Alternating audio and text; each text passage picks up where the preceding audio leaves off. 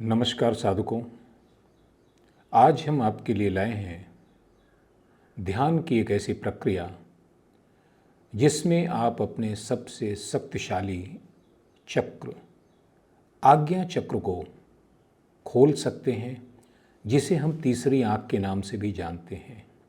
प्राचीन ऋषियों, मुनियों और अनेक सभ्यताओं में यह समस्त शक्तियों के केंद्र के रूप में पहचाना गया है। तिब्बत में और बौद्ध गुरुओं में इसकी बहुत प्राचीन परंपरा रही है, जहां वे तीसरी आँख को खोलने के लिए ऑपरेशन तक का प्रयोग करते थे। कहते हैं कि यदि तीसरी आँख पर आपको नियंत्रण प्राप्त हो गया तो आप संसार की किसी भी सचेतन अचेतन हर वस्तु को, हर व्यक्ति को आदेश दे सकते हैं और वह आपका आदेश पालन करेगी। इसी के कारण इसे आज्ञा चक्र भी कहते हैं। ऐसे पुराने संदर्भ मिलते हैं जहां आज्ञा चक्र पर पूरा नियंत्रण होने वाले साधक और योगियों ने अपने श्वास को, हृदय की गति को, खून के बहाव को और यहाँ तक कि पानी के बहाव को भी केवल आज्ञा मात्र से रोक देने की क्षमता प्राप्त कर ली थी। क्या आप अपनी तीसरी आँख खोलना चाहते हैं? क्या आप सचमुच उस शक्ति का अनुभव करना चाहते हैं जिसमें ऋषि मुनि ध्यान में दिव्य दर्शन करते थे? ये कोई साधारण अनुभव नहीं है। यह प्रयोग आपकी चेतना का वह द्वार खोल सकता है जिससे दुनिया को देखने का आपका नज़रिया पूरी तरह बदल जाएगा।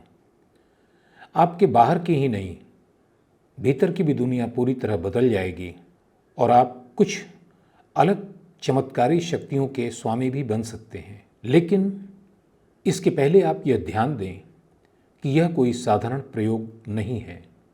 मात्र उत्सुकता के लिए या जिज्ञासा के लिए इसका प्रयोग न करें। यह एक शक्तिशाली प्रयोग है जो आपके जीवन को बदलने की क्षमता रखता है। इसलिए केवल गंभीर साधक ही इसका प्रयोग करें। भारतीय योग परंपरा में इसे आज्ञा चक्र कहा गया है। यह हमारे दोनों भौहों के बीच में स्थित एक सूक्ष्म ऊर्जा केंद्र है। विज्ञान इसे पाइनियल ग्लैंड कहता है और पाश्चात्य दर्शन में इसे सीट ऑफ सोल के नाम से जाना गया है। यह ग्रंथि वास्तव में क्या क्या करती है, इसका पूरा ज्ञान आज भी विज्ञान के पास नहीं है।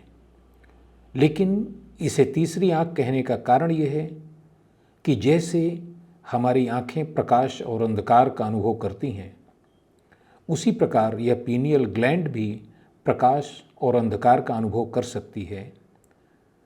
इसीलिए विज्ञान ने इसे तीसरी आँख का नाम दिया है।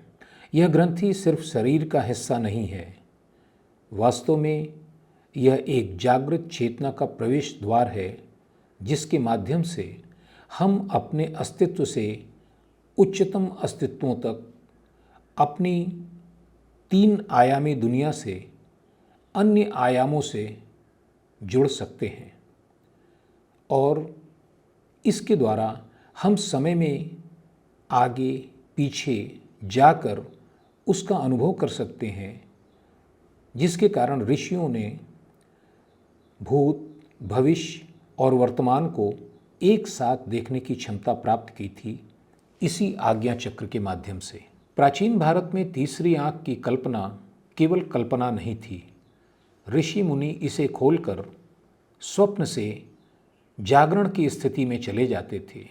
वे समय और स्थान दोनों की सीमाओं के परे देखने की योग्यता प्राप्त कर लेते थे और वर्तमान, भविष्य, अतीत सब एक साथ पुस्तक की तरह उनके सामने एक क्षण में ही खुल जाता था। ऐसा माना जाता है कि आज्ञा चक्र पर नियंत्रण होने के कारण ही वे समय की यात्राएं भी कर सकते थे और मन की गति से कहीं आने जाने में सक्षम थे। सवाल यह उठता है कि अगर यह तीसरी आँख की शक्ति हमें प्राप्त थी तो यह आज क्यों बंद हो गई है? आज के इंसान की तीसरी आँख क्यों सोई हुई है? इसका जवाब है कि आज हम अपनी शेष 5 इंद्रियों में इस प्रकार से उलझ गए हैं कि उनसे प्राप्त संवेदनाओं का बोझ हमारा मस्तिष्क उठा भी नहीं पा रहा है। आँख, नाक, कान, जिह्वा, त्वचा, इनसे प्राप्त होने वाले डेटा, इनसे प्राप्त होने वाली संवेदनाओं को विश्लेषित करने के प्रयास में ही हमारा मस्तिष्क इस प्रकार से उलझ जाता है कि वह अपने अंदर से आने वाली आवाज़ और तीसरे नेत्र की संवेदनाओं को अनुभव भी नहीं कर पाता है। हर वक्त स्क्रीन पर आंखें, मन में विचारों का शोर और ध्यान बिखरा हुआ। आधुनिक जीवन में हमारी पीनियल ग्लैंड इसीलिए सुषुप्तावस्था में चली गई है, क्योंकि फ्लोरोसेंट लाइट, मोबाइल स्क्रीन, फालतू की चिंता, यह सब हमारी तीसरी आंख को बंद करने के लिए सिग्नल भेजते रहते हैं। तीसरी आंख ही हमारी नींद को भी कंट्रोल करती है और तीसरी आंख के निष्क्रिय होने का एक सबसे बड़ा प्रभाव यह भी हुआ है कि आज लगभग हर व्यक्ति की स्लीप साइकिल बिगड़ गई है। उसे समय पर नींद नहीं आती, पूरे समय की नींद नहीं आती, और यदि नींद आती भी है तो उसकी गुणवत्ता अच्छी नहीं रहती। लेकिन इन समस्याओं के बावजूद यह अच्छी बात है कि पीनियल ग्लैंड को फिर से सक्रिय किया जा सकता है, बस ज़रूरत है सही अभ्यास की। तो आज इस प्रयोग में अब हम करने जा रहे हैं एक प्राचीन त्राटक साधना। यह पीनियल ग्लैंड या तीसरी आंख को सक्रिय करने की बहुत सी विधियों में से एक विधि है जो प्रभावशाली है। यह सिर्फ ध्यान नहीं है, बल्कि अंतर्दृष्टि को खोलने का एक गहरा विज्ञान है। चलिए हम साधना की शुरुआत करते हैं। एक शांत जगह पर बैठ जाइए। रीढ़ की हड्डी सीधी रखिए, कंधे सहज, आंखें हल्की बंद और मुख पर हल्का सा मुस्कान का भाव रखिए। यह आपके मस्तिष्क को खोल देता है। अब अपनी सांसों पर ध्यान दें। धीरे धीरे सांसें लें और धीमे धीमे ही छोड़ें। दूसरी सांस लें, उसे छोड़ें। अब सांसों को सामान्य रूप से चलने दें। धीमी और गहरी सांसें, बिना किसी रुकावट के, बिना किसी परेशानी के। अब कल्पना कीजिए कि आपकी दोनों भौहों के बीच में एक नीला प्रकाश आपको दिखाई दे रहा है। जैसे ही आप यह ध्यान प्रारंभ करेंगे, आपको अपने आज्ञा चक्र पर हल्का सा दबाव और सिहरन या स्फुरण की संवेदना बनेगी। यह सामान्य है, इससे घबराने की आवश्यकता नहीं है। जो प्रकाश आपको दिखाई देगा उस पर केंद्रित हो। वह नीला, बैंगनी या सफ़ेद हो सकता है। धीरे धीरे उस प्रकाश पर ध्यान केंद्रित कीजिए, मानो आपकी आंखें उस बिंदु पर गहराई में देखने लगी हैं। उसके पार जो अंधकार दिखाई दे रहा है वह आपके चेतना के अंदर की गहराइयाँ हैं, और उसमें ही प्रवेश करने के बाद आपको उच्चतम आयामों से जुड़ने का मौका प्राप्त होता है। अब मन में यह मंत्र दोहराइए, ओम आज्ञाय नमः, ओम आज्ञाय नमः,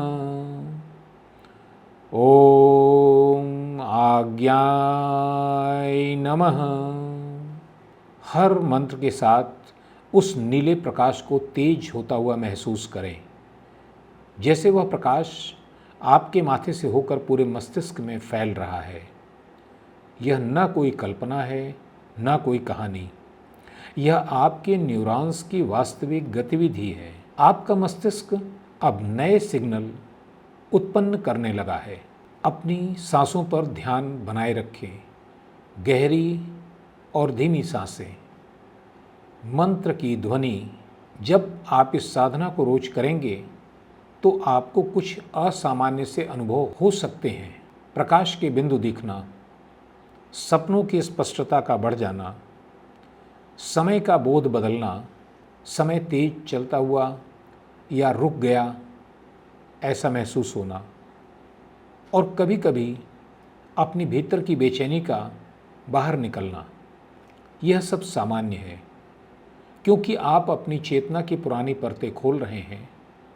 उन पर पड़ी धूल और गर्द की परतें हटा रहे हैं। पुरानी धूल हटेगी तो ही भीतर की रोशनी साफ दिखेगी। ध्यान से अपने आज्ञा चक्र पर महसूस होते बिंदु पर फोकस रहें और प्रयास करें कि वह प्रकाश का गोला बढ़ता हो, उसकी रोशनी तेज हो रही है और आप उस रोशनी के पार जाने का प्रयास कर रहे हैं। कुछ दिनों के प्रयास के बाद आप रोशनी के पार अपने को पहुंचता हुआ महसूस करेंगे और वहां से शुरू होगी एक यात्रा जो आपको आपके तीसरे नेत्र की शक्तियों से परिचित कराएगी। उस यात्रा को हम लोग अपने अगले अंक में पूर्ण करेंगे। अभी आप अपने शांत और धीमी सांसों पर ध्यान बनाए रखें। धीरे धीरे आज्ञा चक्र पर दिखाई देती वह रोशनी अब कम हो रही है, धीमी हो रही है, प्रकाश कम हो रहा है। अब आप ध्यान से आंखें खोलिए, धीरे धीरे अपनी हथेलियों को रगड़िए, आँखों पर रखिए और इस ऊर्जा को भीतर महसूस कीजिए। तीसरी आँख का खुलना कोई चमत्कार नहीं है, यह एक प्राचीन विज्ञान है।